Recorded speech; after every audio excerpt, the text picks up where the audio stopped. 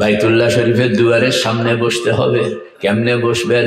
আমাদের বুজুর্গ সৈয়দুত তায়েফা হাজী আমদাদুল্লাহ ফারুকী মুহাজিরে মক্কি রহমতুল্লাহ আলাইহি বলেন, চারটা কথা তুমি চোখ বন্ধ করে দিমাগের মধ্যে ঘুরাইতে থাকো। চারটা কথা তুমি চোখ বন্ধ করে দিমাগের মধ্যে ঘুরাইতে থাকো। ডান দিকে মাকাম ইব্রাহিম, বাম দিকে হাজরে আসওয়াদ। মক্কা শরীফ গেছে এরকম কি আছে এখানে? হ্যাঁ কে গেছে? আপনি গেছেন? মাকাম ইব্রাহিম দেখছেন না? পাথরটা দেখছেন নি? ডান দিকে একবার ওই যে সুন্দর মতন সাজানো আছে। আর হজরে আসওয়াদ দেখছেন তো আরেক কোনা দিয়া। আর পিছনে জমজম, এটা এখন দেখা যায় না, তবে আছে। আর সামনে তো বাইতুল্লাহ শরীফের দুয়ার, মানুষ এরকম ঝুল্লা রয়েছে। আপনি সাক্ষী দেন না? দেখছেন নি? সুবহানাল্লাহ। আল্লাহ আমাদের এখানে যারা আছে সকলকে মক্কা শরীফ যাওয়ানোর জন্য কবুল করেন। সবাই আমিন বলেন। গেলে দেখবেন সুবহানাল্লাহ সুবহানাল্লাহ।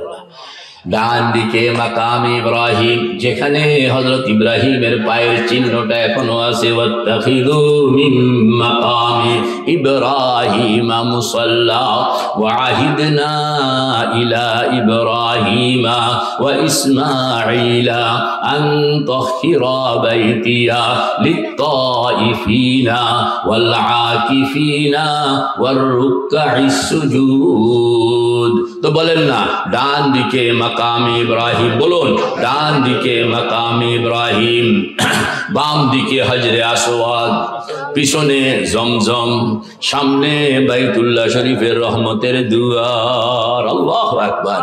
আপনি খেয়াল করবেন, ও আল্লাহ, বাইতুল্লাহ শরীফের দুয়ারের সামনে ওই জায়গায় চারটা কথা, কয়টা কথা কর না?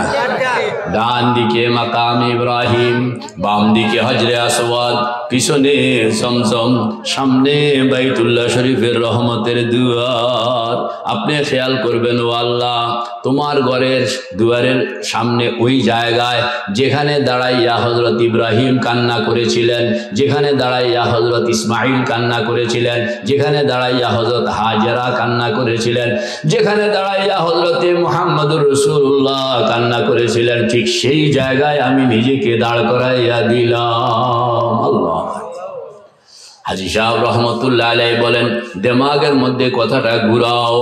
ডান দিকে মাকাম ইব্রাহিম, বাম দিকে হজরে আসওয়াদ, পিছনে জমজম, সামনে বাইতুল্লাহ শরীফের রহমতের দুয়ার।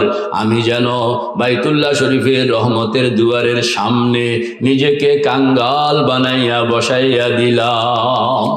এই কথাটা আপনি একবার ঘুরাইবেন, দুইবার ঘুরাইবেন, তিনবার ঘুরাইবেন, চোখ বন্ধ করে আপনি ঘুরাইতে থাকবেন। এক পর্যায়ে আপনি দেখবেন আপনি আর মেলান্দহে নাই, কল্পনায় আপনি বাইতুল্লাহর দুয়ারের সামনে হাজির হয়ে গেলেন।